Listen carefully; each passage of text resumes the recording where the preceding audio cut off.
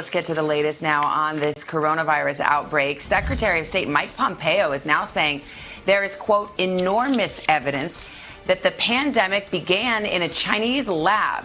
And overnight, a new Homeland Security report, unconfirmed by NBC News, accuses China of intentionally downplaying the threat. Meantime, the U.S. Senate reopens on Capitol Hill today with a new series of social distancing measures in place. And after a 2-month break, the Supreme Court will resume with an historic change, arguments heard by phone. Also this morning, there is a potential new tool that could help with the reopening of America. It's a new antibody test given emergency approval by the FDA. But as we begin this morning, cases of the coronavirus are nearing 1.2 million, including 68,000 fatalities. But the president is warning that the death toll could eventually reach 100,000. We do have team coverage. We're going to start with NBC's Gabe Gutierrez. He is in Central Park for us. Hey, Gabe, good morning. Hoda, good morning. This emergency field hospital in Central Park is set to start winding down later today. It will stop taking new patients. Now, here in New York City, that stay-at-home order is still very much in effect, but with the warmer weather here this weekend, it appeared some quarantine fatigue was setting in. As more of the country lifts restrictions, the calls for states to reopen are growing louder. From Nevada to Maine, California to Maryland. Sadly, we had far more people die yesterday in Maryland than we had protesters. The lack of social distancing by protesters is concerning health experts. It's devastatingly worrisome to me personally, because if they go home and infect their grandmother or their grandfather, they will feel guilty for the rest of our lives. In California, some businesses are defying orders and opening their doors anyway. I have to eat. I have to pay my bills. So they're my rights. This is my business, and I have the right to keep it open. We're going to stay open regardless of citations. We're going to stay open regardless of cease and desist orders. It comes as 8 more states are easing restrictions starting today, including Florida. But in Clearwater, where hundreds of spring breakers force beaches to close, some residents are worried about reopening too quickly. I just think that people who are coming out here may not be so respectful of health and needs of other people, and it does concern me. Warmer weather across the country is now putting social distancing rules to the test. I've been waiting for this a long time. I haven't been out the house in over a month. In New York City, 1,000 police officers patrolled busy parks. This incident going viral, showing a violent arrest following a social distancing confrontation. An NYPD officer has been placed on modified duty after using a taser on one of the suspects. Meantime, while the state's daily death toll is down after a slight uptick Saturday, Governor Andrew Cuomo is warning people this isn't over yet. You go back to your old behavior, that number goes right back up. In neighboring New Jersey, golf courses and state parks reopened, seemingly just in time. It's a beautiful day. Yep. I think it's definitely good out here, as long as you have a mask. But in Massachusetts, large crowds forced the temporary closure of 5 state parks. With the stay-at-home order lifted in Georgia, social distancing was hard to spot at this park in Atlanta. A similar concern in Texas, where beaches reopened Friday. I have not seen a lot of use of masks, and there are certain areas and certain times of day and certain places where it doesn't seem like social distancing is even a thing. Face coverings are also becoming a point of contention across the country. In Ohio, the governor there actually reversed course on a statewide order that required customers to wear face masks when going into stores. He now says the order went too far. Savannah? Gabe Gutierrez, thank you very much. Also this morning, a pharmaceutical company in Switzerland says the FDA has cleared its antibody test for emergency use here in the U.S. This is a move that could significantly expand testing capacity. For more on that, let's turn to NBC News medical correspondent Dr. John Torres. And Dr. Torres, good morning to you. We've talked about antibody tests so many times, and there have been a lot of problems with their accuracy. What's the implication of this particular test, the Roche test, being out on the market and being approved?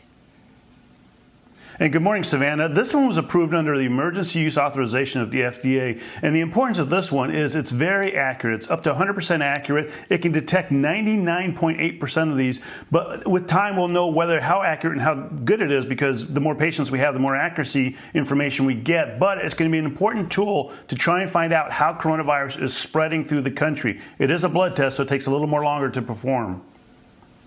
Yeah, I wanted to ask you about that. This is not the pinprick test. They actually draw blood for that. So then it's got to go to the lab, I presume, and be processed? Exactly. And they say they're going to do 50 million tests a month right now. And by the end of the year, they hope to have 100 million tests. This is one of 11 tests for antibodies that the FDA has done emergency use authorization for. So there will be more tests out there. Those aren't necessarily gone through that process. And so we don't know how good they are. And these ones, just because you have the antibodies, it doesn't necessarily mean you have that immunity. We're still not exactly sure, because this is such a new virus. That's what scientists and researchers are still trying to find out. Well, that was my next question, actually, that very issue about, the antibodies, you shows that you've had it, but we don't know how long you're immune, if you're immune, even if you've had COVID-19. Exactly, Savannah. Once you recover from coronavirus, you're going to have antibodies. We know that. What we don't know is what level of antibodies you need to get immunity, how long that immunity is going to last, and how good that immunity is going to be. And that'll take time to determine. More than 4 or 5 months that we've had the virus, that'll take years to determine. So for right now, the main message is you can't let your guard down. Don't get a false sense of security if you do have positive antibodies. Just remember, you still need to do social distancing. You still need to wear masks. And you still need to clean your hands. All the things we've been doing lately. Yeah, it's not the get out of quarantine free card that so many of us were wishing for. Dr. Torres, thank you so much. In the meantime, the president predicted that a vaccine could be available by the end of the year. And he talked about his response to the outbreak during a virtual town hall happened at the Lincoln Memorial overnight. NBC's Peter Alexander's at the White House with the details on that. Hey, Peter, good morning. Hey, Savannah, good morning. Nice to see you. President Trump's projections for the number of lives lost to the virus here in the U.S. has shifted for months. But with the death toll still climbing last night, he revised it upward once again. The president, as you noted, is also predicting a vaccine could be available by the end of 2020, even though most public health experts say it will likely be later than that. Overnight, President Trump acknowledging the coronavirus death toll could be significantly higher than the 60,000 deaths he warned about just 2 weeks ago. We're going to lose anywhere from 75, 80 to 100,000 people. That's a horrible thing. We shouldn't lose one person over this. Still claiming his actions have prevented the death toll from soaring into the millions. In a Fox News town hall Sunday night in the shadow of the Lincoln Memorial, the president also saying he's very confident a coronavirus vaccine will be ready by the end of 2020. The doctors would say, well, you shouldn't say that. I'll say what I think. That timeline more optimistic than the 12 to 18-month predictions from most public health officials. And President Trump's insisting the intelligence community did not alert him about the coronavirus threat until late January, despite officials telling NBC News the Trump administration received warnings weeks earlier. On January 23rd, I was told that there could be a virus coming in. They said it very matter-of-factly. It was not a big deal. The president, who's pushing for a quick economic recovery, delivering a note of caution that not everyone will be able to return to their lives immediately. Anybody over 60, you could say 65, but let's make it 60. We have to protect those people, and we have to watch it, and maybe they stay back longer. And when questioned about his frequent attacks on the media, President Trump comparing himself to Abraham Lincoln. I am greeted with a hostile press, the likes of which no president has ever seen. The closest would be that gentleman right up there. They always said Lincoln. Nobody got treated worse than Lincoln. I believe I am treated worse. Meanwhile, Vice President Mike Pence, who faced fierce criticism for not wearing a mask during a visit to the Mayo Clinic last week, violating its policy, now admitting even though he's regularly tested for the virus, that decision was a mistake. I didn't think it was necessary, but I should have worn the mask at the Mayo Clinic. Also today, the Senate will reopen on Capitol Hill, even as the D.C. area remains under stay-at-home orders. The House will stay shut for now amid those coronavirus concerns. Both House Speaker Nancy Pelosi and Senate Majority Leader Mitch McConnell, in a rare joint statement this weekend, declined an offer from the White House to make rapid tests available for Congress, saying that those tests should be directed to the front lines instead. Hoda. All right, Peter Alexander at the White House. Peter, thank you. Also this morning, without specifics, U.S. officials are touting new evidence that the coronavirus pandemic originated inside a Chinese lab. And this morning, other nations have joined the call for answers. Today's senior international correspondent Keir Simmons has our report. Hey, Keir, good morning. Hoda, good morning. Most scientists we've spoken to do not believe that the coronavirus was deliberately created or spread. And in fact, the Secretary of State speaking over the weekend saying he does not think it was, quote, man-made, while suggesting it could have accidentally leaked from a Chinese lab. Chinese leaders intentionally concealed the severity of coronavirus infections, according to a new 4-page Homeland Security intelligence report seen by the Associated Press. AP says the document, not reviewed by NBC News, claims that in January, China increased imports and limited exports of protection equipment and then denied it did so. Sunday, the Trump administration repeating accusations that the coronavirus originated in a Chinese laboratory. They made a horrible mistake, and they didn't want to admit it. I can tell you that there is a significant amount of evidence that this came from that laboratory in Wuhan. But the World Health Organization says so far there's been no invitation from China to help investigate what happened. We know that some national investigation is happening, but at this stage we have not been invited to join.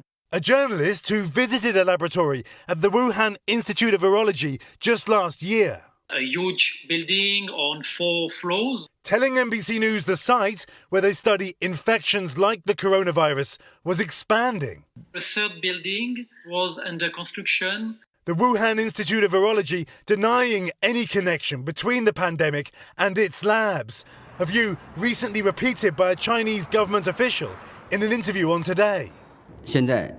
Those claims are preposterous. They present an out-and-out political farce. A diplomatic war of words and even cartoons.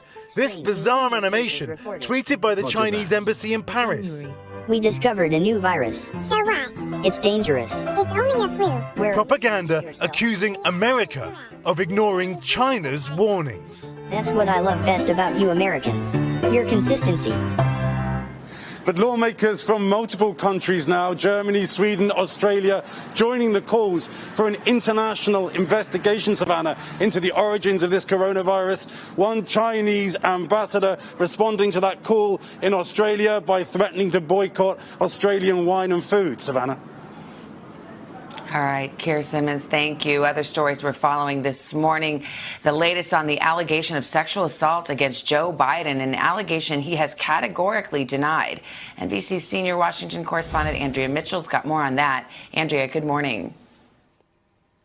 Good morning, Savannah. Today, there are intensifying calls from both sides to search for any complaint that may exist from Joe Biden's former Senate staffer, Tara Reade, who says Biden assaulted her 27 years ago, an allegation that he strongly denies.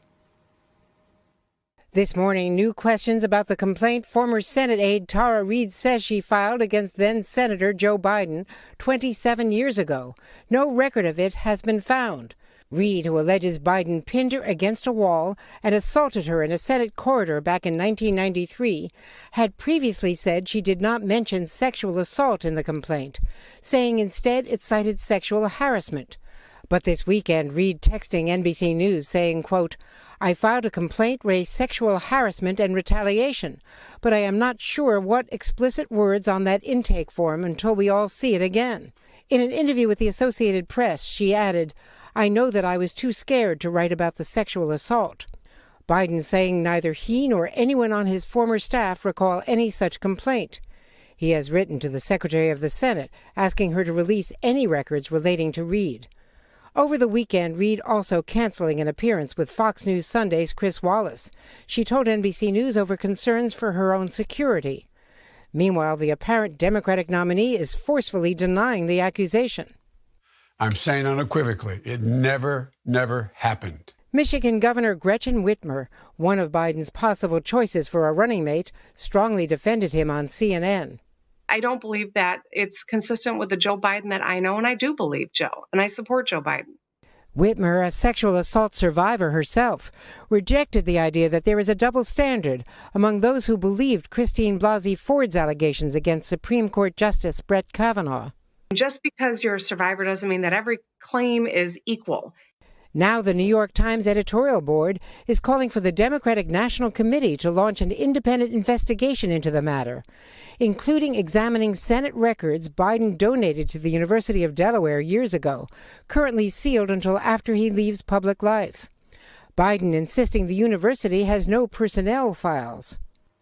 The lawyer whose team investigated Joe Biden to be on the ticket with Barack Obama says that he found no misconduct, sexual or otherwise, in a conversation with me. The Trump campaign has been blasting Biden, despite the fact that multiple women have accused President Trump of far worse before he took office, charges he denies. And the president himself has defended Biden, saying he understands what it feels like to be falsely accused, and that Biden should fight back. Savannah? All right, Andrea Mitchell in Washington. Andrea, thank you so much. 7:18 now. Hoda, send it back to you. All right, Savannah. Here is an incredible story of generosity. A restaurant in Austin, Texas, welcomed back customers for the first time this weekend after their stay-at-home order was lifted. Well, the owner of the Frog and Bull says they've been hanging on for dear life for the past few weeks, had to lay off several employees, but one customer's generosity is helping them get on their feet. On Friday, someone left a tip for $1,300. You can see it right there, $300 on the regular tip line, another $1,000 for the house. That's not all. The customer also insisted that the restaurant charge him double for his steak dinner. So everybody pitching in to help. A lot of good stories around. Savannah? Yeah, that's put your money where your mouth is. Good for them. Hope it catches on. Let's get a first check of the weather, and we say good morning to Al. Beautiful weekend out east. Yeah, it sure was. Unfortunately, we got some rough weather to talk about in the midsection of the country. As we look at our radar, you'll see severe storms are firing up. Could be some severe thunderstorm watches going up later this morning. We do have 10 million people at risk from Texas all the way to Kentucky and Tennessee. Damaging wind, hail, and tornadoes possible. This widespread area of showers and storms with hail will be moving to the east tomorrow. Rain and storms for the mid-Atlantic, and behind it, cooler air comes in, dropping temperatures 10 to 15 degrees. We're looking at rainfall amounts from the mid-plains all the way to the mid-Atlantic, anywhere from 1 to 3 inches.